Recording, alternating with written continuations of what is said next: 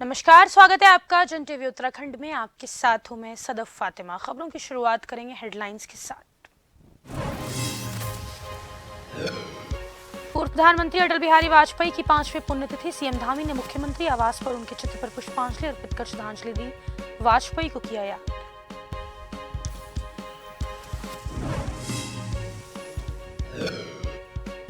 Germany से आए delegates के साथ बैठक। कैबिनेट मंत्री गणेश जोशी रहे मौजूद। उत्तराखंड में आयोजित होने वाली इन्वेस्टर समिट को लेकर हुई चर्चा।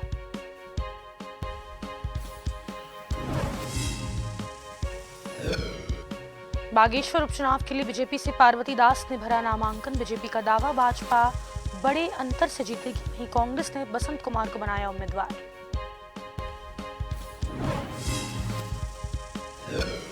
केदारनाथ यात्रा में दिन में एक ही बार होगा घोड़े का संचालन। यात्रा के मार्ग में खोले जाएंगे 4 अस्पताल।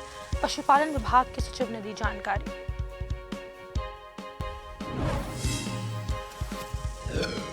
जल्द नए लुक में नजर आएगा दून का आईएसबीटी। जीर्णोद्वार करने की तैयारी, पूरा कंट्रोल एमडीडीए ने अपने हाथ में लिया।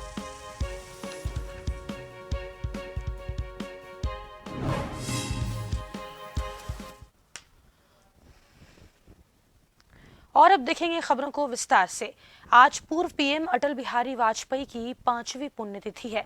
वहीं आपको बता दें कि इस मौके पर मुख्यमंत्री पुष्कर सिंह धामी ने पूर्व प्रधानमंत्री अटल बिहारी वाजपेयी की पुण्यतिथि पर मुख्यमंत्री आवास में उनके चित्र पर पुष्पांजलि अर्पित कर श्रद्धांजलि दी।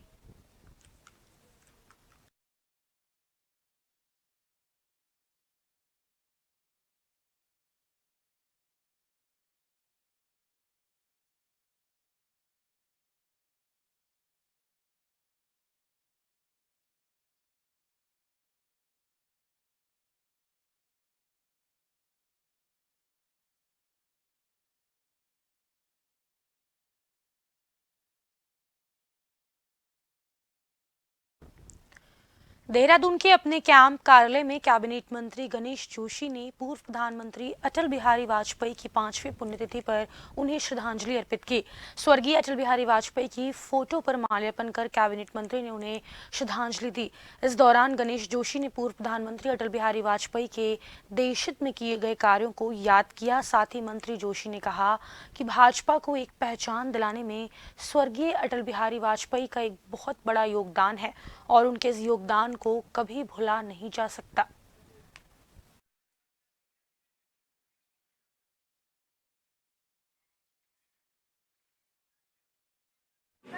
मैं तो व्यक्तिगत रूप से भी, मुझे याद है जब मैं बहुत छोटा कार्यकर्ता था, जब ज्वाइन करी थी एक कार्यक्रम में वाजपेयी जी जैन धर्मशाला में आए थे, तो व्यक्तिगत रूप से मेरा उनसे संवाद हुआ था। जो आज वन रंग वन पेंशन माननीय मोदी जी ने लागू की है, उसके वो लीडर अपोजिशन थे। तो मैंने उनसे कहा, सर ये वन रंग करने का जब हमारी सरकार आएगी तो हम उसको लागू करेंगे।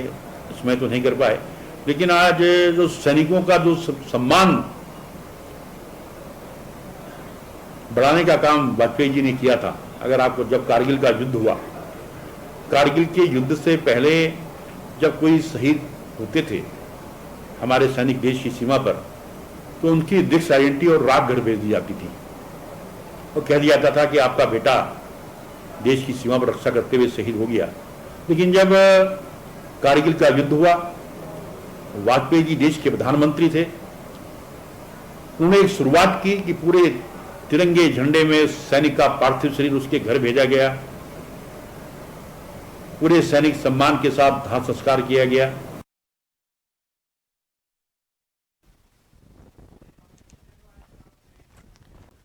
कैबिनेट मंत्री गणेश जोशी ने जर्मनी से आए डेलीगेट्स के साथ आज बैठक की है, जिसमें उत्तराखंड में आयोजित होने वाले इन्वेस्टर समिट को लेकर चर्चा की गई। साथ ही मिलेट्स और मोटे अनाज को विश्व स्तरीय पहचान दिलाने के लेकर भी चर्चा हुई। कैबिनेट मंत्री गणेश जोशी ने बताया कि उत्तराखंड के जैविक उत्पादों को विश्व स्तर तक ले जाने के लक्ष्य को लेकर राज्य सरकार पूरी तरह से प्रतिबद्ध है और कोशिश कर रही है कि कृषि उत्पादों को विश्व स्तर पर एक अलग पहचान मिल सके, जिसके लिए इस तरह की बैठकें आगे भी की जाएगी।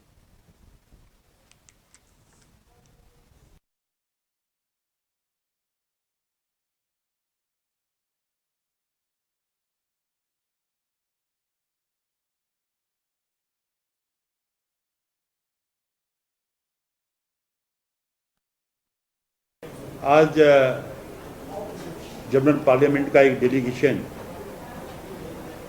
उनके spokesman foreign policy mister general Hart के नेतृत्व में मुझसे मिला और कई विषयों पर उनसे बातचीत हुई कि भारत जर्मनी के औद्योगिक संबंध कैसे बढ़ाए जाएं। अभी हमारे यहाँ इन्वेस्टमेंट समिट होने वाली है, निवेश लाने के लिए कैसे साथ साथ काम किया जाए। और जर्मनी ऑर्गेनिक के क्षेत्र में और फूड प्रोसेसिंग के क्षेत्र में काफ़ी आगे है, कैसे उनका सहयोग लिया जाए और उत्तराखंड को कैसे विश्व स्तरीय पहचान दिलाया जाए एग्रीकल्चर। बागेश्वर उपचुनाव में बीजेपी ने चंदन राम दास की पत्नी पार्वती दास का नामांकन भरा। भाजपा प्रत्याशी पार्वती दास का कहना है कि वे अपने पति पूर्व कैबिनेट मंत्री चंदन राम दास के कार्यों को आगे बढ़ाएंगी। प्रदेश अध्यक्ष महेंद्र भट्ट और कैबिनेट मंत्री सौरभ बहुगुणा का कहना है कि भाजपा बड़े अंतर से बागेश्वर का उपचुनाव जीतेगी।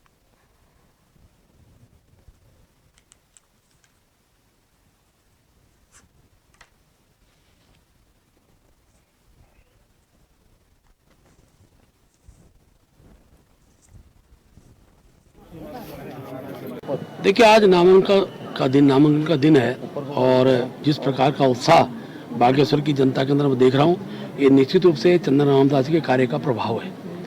प्रत्याशी घोषणा के बाद से ही पूरे बागेश्वर के अंदर एक उत्साह का वातावरण था, कार्यकर्ता उत्साहित हैं और मैं कह सकता हूँ कि आज का जो नामांकन है अभी तक के बागेश्वर के इतिहास में सबसे बड़ा संख्या का नामांकन रहने वाला, बड़ी संख्या में लोग रहने वाले हैं। हमारे प्रदेश के माननीय मुख्यमंत्री जी नामांकन अवसर पर हमारे मध्य रहेंगे, हमारे जिले के प्रभारी सौरभ बहुगुणा जी हैं और हमारे क्षेत्र के विधायक, पूर्व विधायक, जिला पंचायत के अध्यक्ष, हमारे तीनों ब्लॉक प्रमुख, सब प्रमुख जो यहाँ के स्थानीय से लेकर और विधानसभा स्तर के सांसद तक हमारे अजय टमटा जी रहने वाले हैं। भारतीय जनता पार्टी हर चुनाव को बहुत ही सीरियसली लेती है और हमने उनकी धर्मपत्नी पार्वती दास जी को टिकट दिया है। मुझे पूर्ण उम्मीद है कि और मैं हर चैनल में ये बात कहता हूँ कि 3 सबसे बड़े कारण हमारे जीतने के, चंदन रामदास जी का जो लोगों से यहाँ पे रिश्ता रहा है, जो उनका प्यार लोगों की तरफ रहा है और लोगों परिवार, उनके परिवार को लोगों ने प्यार दिया है, जो भारतीय जनता पार्टी की संगठनात्मक शक्ति है, और तीसरा माननीय पुष्कर सिंह धामी जी ने जो काम करके 1.5 साल में जो उनका नेतृत्व रहा है, ये 3 हमारे सबसे बड़े कारण रहेंगे। खबर देहरादून से है, जहां कांग्रेस पार्टी ने बागेश्वर में होने वाले उपचुनाव के लिए उम्मीदवार के नाम पर मुहर लगा दी है। बता दें कि कांग्रेस उम्मीदवार के रूप में बसंत कुमार की उम्मीदवारी को मंजूरी दे दी गई है। ऐसे में बीजेपी कांग्रेस पर हमलावर है। बीजेपी प्रवक्ता के मुताबिक कांग्रेस के पास उनकी पार्टी का कोई नेता चुनाव मैदान में उतारने के लिए रह नहीं गया, इसलिए उन्हें दूसरी पार्टी से लाकर प्रत्याशी बनाना पड़ रहा है।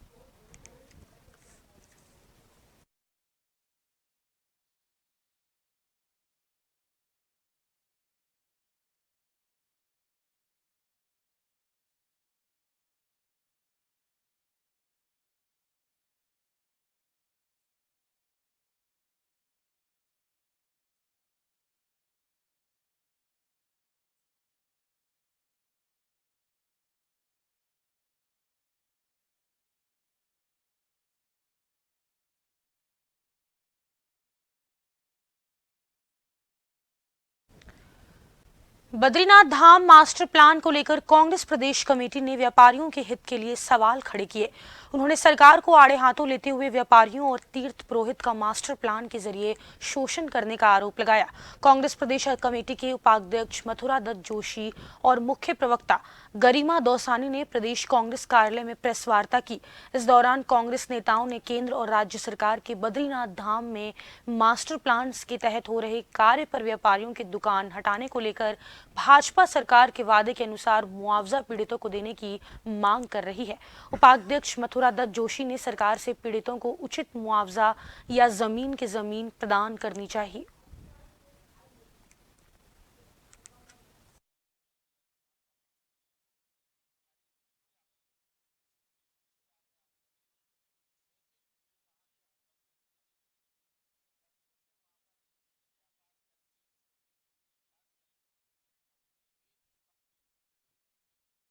देखिए, धर्म के नाम पर राजनीति करने वाली पार्टी आज धर्म नगरी में काम करने वाले लोगों को धर्म नगरी में से अपनी आजीविका चलाने वाले लोगों को उजाड़ने का काम कर रही है।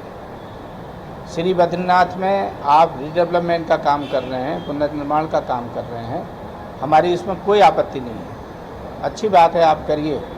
लेकिन जो वहाँ के हकूक़धारी थे, जो बरसों से वहाँ पर व्यापार करके, छोटी मोटी दुकान करके अपने पेट का पालन कर रहे थे, अपने बच्चों का लालन पालन कर रहे थे, आज उनको उजाड़ कर सरकार ने सिद्ध कर दिया है कि ये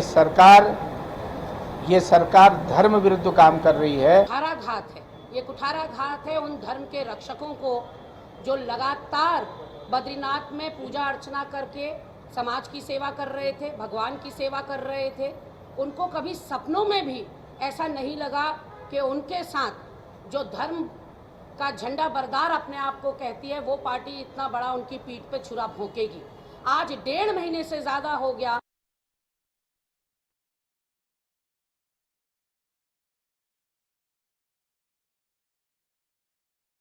एक छोटे से ब्रेक के रुकेंगे, फौरन लौटेंगे, देखते रहें जन टीवी।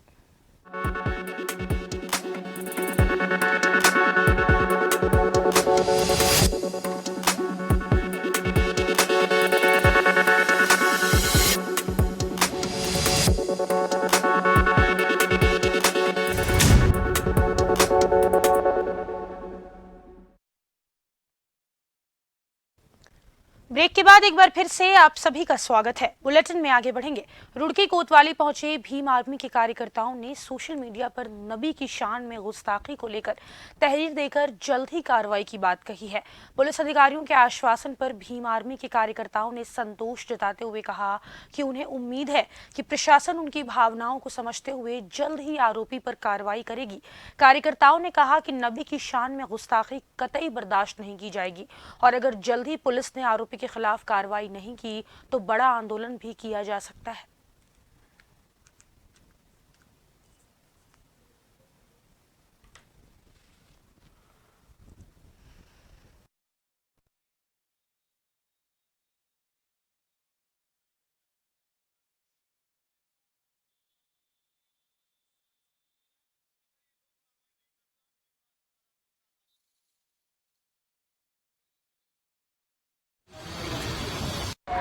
हमारे उत्तराखंड में बहुत ही अच्छा माहौल है, लेकिन इसको ख़राब करने के लिए कुछ जहरीले सांप हैं जो निकले अपने बिलों से, गंदी पैदाइश है वो। उन्होंने हमारे नबी सल्लल्लाहु अलैहि वसल्लम का एक बहुत ही गंदा कार्टून बनाया है, जिससे हम सब जो अमन प्रस्त लोग हैं उनकी भावनाओं को ठेस पहुंची है।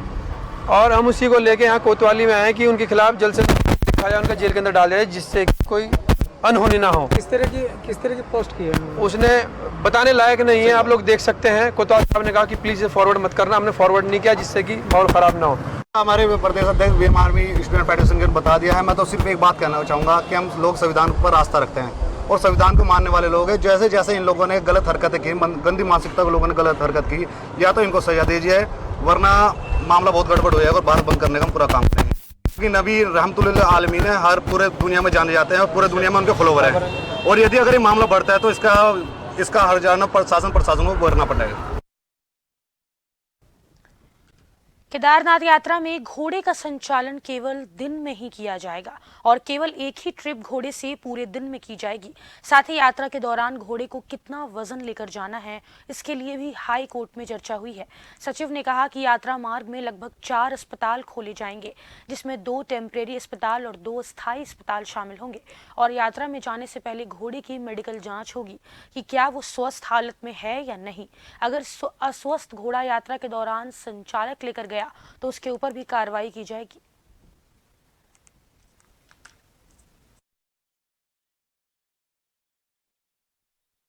केदारनाथ में एवं अन्य यात्रा मार्ग पर जो घोड़ा संचालन हेतु माननीय उच्च न्यायालय में अजय गौतम जी एवं गौरी मौलिकी जी ने एक पीएल डाला है। इसके संबंध में तमाम निर्देश अभी हाल में दिए गए हैं, पिछले गुरुवार में दिए गए हैं। उसमें मुख्यतः ये है कि यात्रा का संचालन सिर्फ दिन में ही किया जाएगा और रात को नहीं की जाएगी और घोड़ा सिर्फ एक ही ट्रिप मार सकती है, एक दिन में एक ट्रिप मार सकती है और उसका जो वजन है, जितने वजन ले जाना है उसके बारे में भी माननीय उच्च न्यायालय ने निर्देश जारी किया गया है। माननीय उच्च न्यायालय में काफ़ी अच्छा बहस हुई है। पिटिशनर ने भी माना है कि उत्तराखंड सरकार ने काफ़ी अच्छा प्रयास किया गया है, लेकिन ज़मीन की वहाँ पर इम्प्लीमेंटेशन में थोड़ा सा वहाँ पर कमियाँ पाई गए हैं। उसको दूर करने के लिए जिलाधिकारी रुद्रप्रयाग भी वहाँ पर वीसी के माध्यम से जुड़े हैं। उसके बाद हमने ये प्लानिंग किया है कि वहाँ पर 4 नया अस्पताल खोलेंगे वहाँ पर। जहां पूरा देश बड़े ही धूमधाम से स्वतंत्रता दिवस मना रहा था और ऐसे में जोशीमठ के पगनो गांव में लगातार भूस्खलन हो रहा था। गांव के लोग भूस्खलन को देख लगातार सुरक्षित स्थानों पर भाग रहे थे। पगनो गांव में बारिश की वजह से सबसे ज्यादा खतरा बना हुआ है। यहां गांव के ठीक ऊपर से जबरदस्त भूस्खलन हो रहा। भूस्खलन का सारा मलबा स्थानीय ग्रामीणों के कई परिवारों के घरों तक पहुंच चुका है, जिसके चलते इस वक्त पगनो गांव में काफी अफरा तफरी का माहौल बना हुआ है। सारे ग्रामीण इस वक्त शासन और प्रशासन से गुहार लगा रहे कि उनकी जल्द से जल्द मदद की जाए।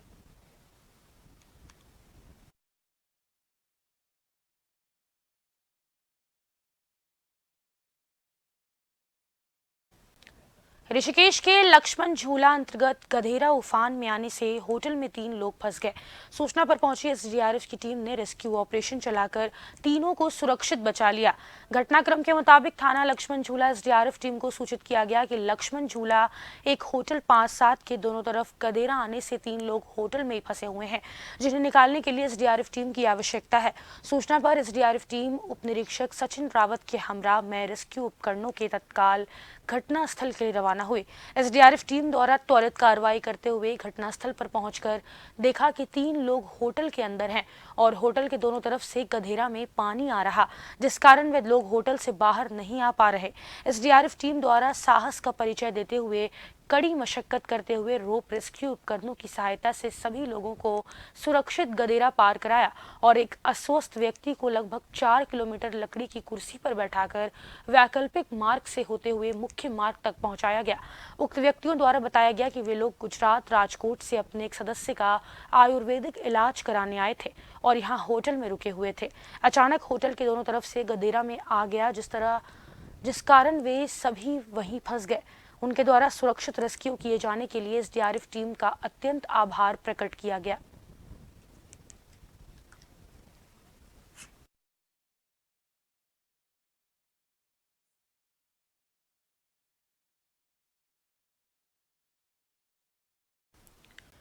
जिलाधिकारी हरिद्वार के निर्देशन में चल रही लगातार छापेमारी के दौरान रुड़की आबकारी विभाग की टीम ने मुखबिर की सूचना पर मंगलौर के नथुखेड़ी गांव में एक घर से लगभग 500 लीटर कच्ची शराब बरामद की। बता दें कि रुड़की आबकारी विभाग की टीम को सूचना मिलने पर टीम गांव में पहुंची। टीम के पहुंचने की सूचना शराब माफिया को मिलते ही वह ताला लगाकर फरार हो गया। टीम के पास पहले से ही पूरी सूचना थी। टीम ने ताला तोड़कर घर में रखे बक्से से लगभग 500 लीटर कच्ची शराब अपने कब्जे में ले ली। वहीं एक और जगह नाथूखेड़ी गांव में छापेमारी की गई, जहां पर 20 लीटर शराब के साथ एक अभियुक्त भी गिरफ्तार हुआ है।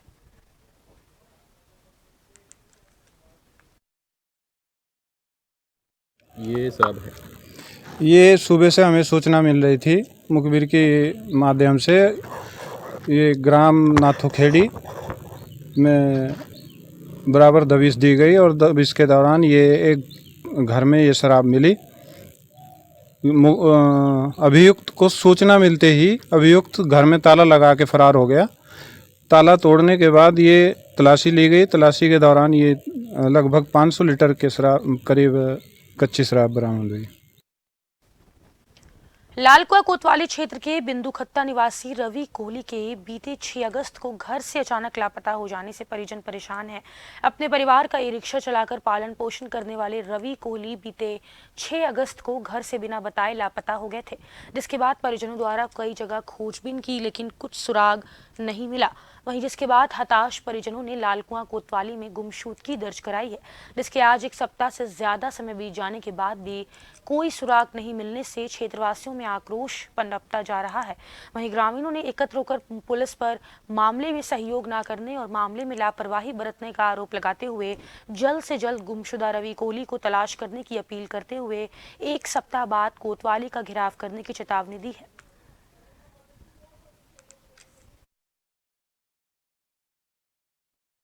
जनता ने हमारे साथ कुछ किया ही नहीं है, ना ये पुलिस वालों ने हमारे साथ कुछ करा, ना हमारे साथ किसी ने न्याय करा। वो बेचारी परेशान है, जो जिसके घर में कोई कमाने वाला नहीं है, वो जो कमाने वाला ही था वही घर से चला गया है, उसका कोई है ही नहीं कमाने वाला, औरत जात करेगी क्या।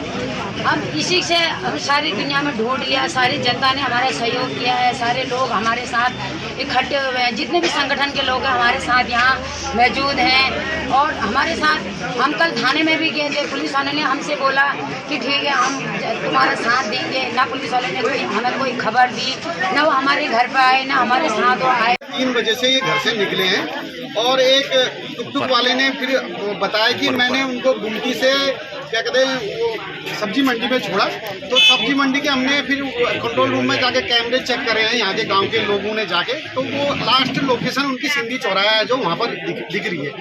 उसके बाद गांव के ही लोगों ने पूरे किच्छा, हल्द्वानी, रुद्रपुर हर जगह स्वच्छ सर्वेक्षण रैंकिंग में सुधार को लेकर देहरादून नगर निगम की ओर से लगातार प्रयास किया जा रहा। वर्ष 2020 से अब तक देहरादून देश भर में 124वें स्थान से 59वें स्थान पर पहुंच गया। वहीं देहरादून को शीर्ष 50 शहरों में शामिल करने के लिए नगर निगम प्रशासन की ओर से लगातार कदम उठाए जा रहे। इसी के तहत शहर की सूरत बिगाड़ने वाले बैनर पोस्टर हटाने के लिए अभियान छेड़ा जा रहा। मेयर यह उम्मीद जताई है कि इस बार स्वच्छ सर्वेक्षण में देहरादून लंबी छलांग लगाएगा। उन्होंने आगे कहा कि किसी भी पार्टी का यदि कोई बैनर सड़क के किनारे या कहीं भी दिखेगा तो उसे नगर निगम के द्वारा हटा लिया जाएगा।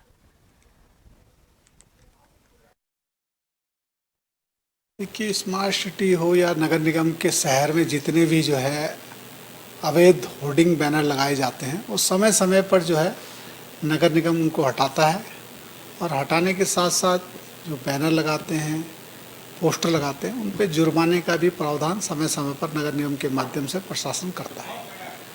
अभी लगातार हमारा अभियान चल रहा है। जो अवैध होर्डिंग बैनर लगे हुए हैं, कुछ धार्मिक संस्थाओं के बैनर जरूर लगे हैं।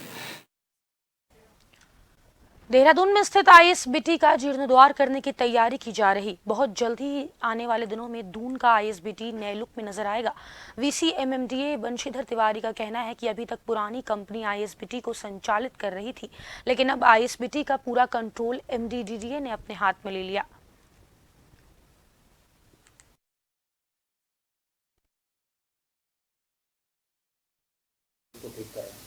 देखिए, पीपीपी मोड में रैमकी की उसकी अवधि पूर्ण हो रखी थी, तो प्राधिकरण के द्वारा हम लोगों ने निर्णय लिया कि इसका संचालन हम लोग खुद ही करेंगे।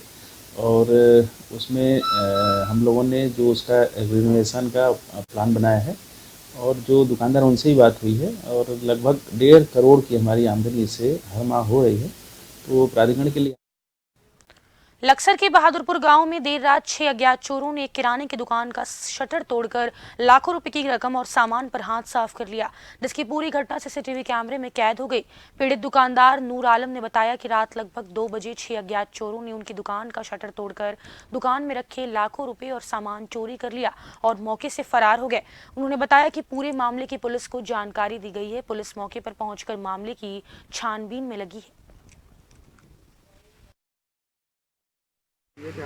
ये रात को 2:30 बजे के लगभग शटर उपाड़ा जी। 6 आदमी थे और पड़ोसी ने उठकर देखा, उसने हमें फ़ोन किया, इतना ही हाथ साफ करके फरार हो गया।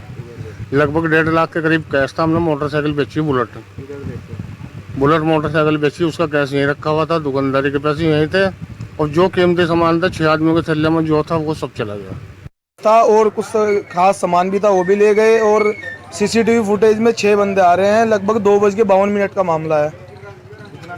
नुकसान कम से कम 1.5 लाख रुपए का है। और इसी के साथ जन टीवी उत्तराखंड में बस इतना ही। मुझे दीजिए इजाजत। नमस्कार।